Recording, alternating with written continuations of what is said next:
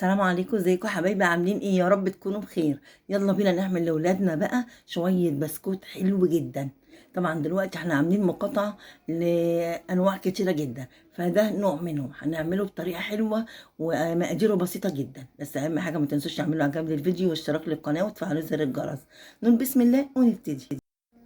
معانا كوبايتين دقيق يكون منخول، ودقيق يكون جميع الاغراض او دقيق مخصص للبسكوت، ومعانا معلقتين كبيرة نشا، ومعانا تلت كوباية سكر بودر، ومعانا بيضاية واحدة، ونص كوباية زبدة، ومعلقتين كبيرة زيت، ومعلقة كبيرة لبن بودر، ونص معلقة كبيرة ما نكترش من البيكنج باودر، نص معلقة بس، ومعانا فانيليا ورشة ملح.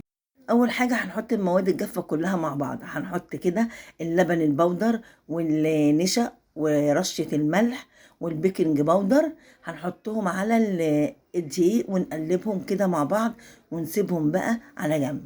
بعد كده بقى هجيب المضرب الكهربائي بتاعي، هتجيبي بولة او تجيبي العجان بتاعك كده، هنحط بقى فيه كل المقادير الباقيه. هنحط نص كوباية الزبدة اللي هي درجة حرارة الغرفة بتبقى طرية، وتلت كوباية السكر البودر والبضاية وعليها فانيليا، ومعلقتين الزيت. هناخد المقادير دي كلها بقى مع بعض ونضربها بالمضرب كويس جدا. عايزين المقادير دي تنعم معانا خالص، وكل لما تضربي كل لما تبقى ناعمة وتبيض معاكي. شايفين الخليط عامل ازاي؟ ابيض معانا، كان اصفر دلوقتي ابيض معانا، وكل لما اضرب كل لما هتلاقيه كده كريمي ويبيض معانا. كده الخليط بقى حلو جدا، وزي ما انتوا شايفينه بقى ابيض معانا وافتحه وكريمي في نفس الوقت. دلوقتي بقى اجيب بقى الخليط بقى بتاع الدقيق واحطه على الخليط دوت، واقلب بقى بالمعلقه كده كله مع بعض، اخلط كله كده معايا بالمعلقه. نخلطهم مع بعض من غير ما نعجن. البسكوت مش محتاجة عجن، احنا مجرد بس بنقلب نخلط كله كده مع بعض. انا بقلب كده بالسباتولا بتاعتنا. بعد كده بقى هعمل بالايد، بحب اعمل اي حاجة بالعجين بايدي. اقلبهم كده بايدي، افضل اخد من تحت ومن الجوانب، علشان كله في البداية ما بحطش دقيق مرة واحدة. هي المقادير معايا مظبوطة، بس انا بحب احط الدقيق شوية واقلب شوية واقلب. العجينة معايا بقت حلوة جدا، شايفينها بقت عاملة ازاي؟ طرية وناعمة وحلوة جدا كده، حلوة جدا.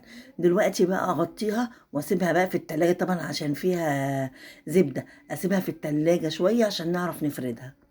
سبت العجينة في التلاجة حوالي ربع ساعة، وانتوا شايفينها بقت متماسكة وحلوة جدا. دلوقتي بقى اجيب ورقتين زبدة، او لو عندك مفرش سيليكون ممكن تعملي عليه وتحطي من فوق ورقة زبدة زي كده. لو ما عندكيش حطي ورقتين زبدة عشان ما تلزقش في الرخامة بتاعتك. وهنجيب بقى المردنة وهنفردها تبقى سمك رفيع، مش عايزينها تبقى تخينة لان احنا هنعملها طبقتين بعد كده. العجينة بتتفرد معايا بكل سهولة. بعد ما فرقتها بقى بسمك رفيع، هجيب بقى اي قطاعة مدورة عندي. انا جايبة قطاعة تبقى صغيرة كده شوية عشان البسكوتة لما امسكها تبقى حلوة. وهقطع بقى دواير كده زي ما انتوا شايفين. اقطع العجينة كده كلها دواير زي بعضها كده، سهلة جدا ما فيهاش اي صعوبة. لو ما عندكيش قطاعة ممكن بكوباية صغيرة اي حاجه او غطا صغير ممكن تقدري تقطعي. بعد كده اشيل بقى بالراحه اللي هي العجينه الزايده، والعجينه دي طبعا احنا مش بنرميها، العجينه ديت بنكورها تاني وبنرجع نفردها تاني. وطبعا اجيب بقى الصينيه بتاعتي او الصاج يكون مدهون حاجه بسيطه كده زيت، واروح رصه فيه بقى البسكوت بتاعنا. شايفين البسكوت عامل ازاي؟ حلو جدا، ماسك نفسه، هيطلع بقى ناعم وحلو جدا. طبعا وانا شغاله دلوقتي مشغله الفرن على درجه حراره 170، لازم الفرن كده يبقى سخن. خلصت بقى الكميه بتاعتي زي ما انتوا شايفينها كده، شايفين البسكوت عامل ازاي؟ هدخله الفرن مش هيقعد معانا 10 دقايق. والبسكوت بتاعنا بقى في الفرن. هجيب بقى الشوكولاته الخام بتاعتنا، اي نوع شوكولاته، انا بشتغل بشوكولاته سما. اقطعها كده بالسكينه تقطعات رفيعه خالص علشان اسيحها على بخار ميه.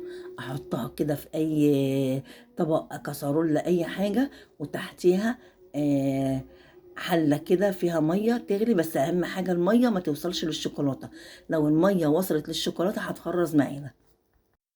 البسكوت طلع من الفرن زي ما انتوا شايفينه، قعد 10 دقايق وطلع ذهبي ولونه حلو جدا.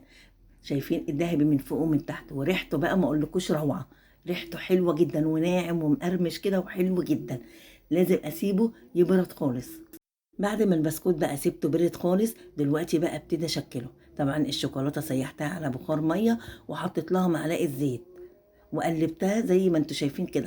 وجبت كيس حلواني اللي هو الاستخدام مرة واحدة، وحطيت فيه شوية شوكولاتة علشان احط كده الشوكولاتة ما بين الطبقين. يعني احط كده نقطة وبعد كده احط بسكوتة من فوق واسيبها، واعمل كله بنفس الطريقة. بعد كده بقى اخد بسكوتايه بسكوتايه واغطسها في الشوكولاتة، املاها كده كلها شوكولاتة واحطها على ورق الزبدة. شايفين طريقة سهلة جدا. واطلعها كده بالشوكة، انزل كل الزيادات واروح حطها على ورقة الزبدة واعمل كله بنفس الطريقة. البسكوت بتاعنا بقى بعد ما عملته، شايفين هو لسه طري شوية بس شايفين شكله حلو جدا. بعد بقى ما مليته كلها بقى بالشوكولاتة، رحت برضو بقى بالكيس الحلواني، رحت عاملة خطوط فوقيه عشان يديله شكل. شايفين ما اقولكوش عليه حلو جدا جدا. والبسكوتة ناعمة وبتقرمش معايا من جوه، جميل جدا. طبعا عارفين البسكوت ده احنا كنا بنجيبه غالي، فدلوقتي احنا عاملينه بمقادير بسيطة جدا وما اقولكوش عليه حلو جدا جدا. اعمليه لاولادك، المقادير بسيطه جدا وطعمه حلو جدا. ينفعك بقى تحط لهم في اللانش بوكس وهم قاعدين بيذاكروا، ممكن تحط لهم اتنين كده مع كوبايه لبن. الله، وانت ممكن بقى تاخدي واحده بقى مع كوبايه قهوه.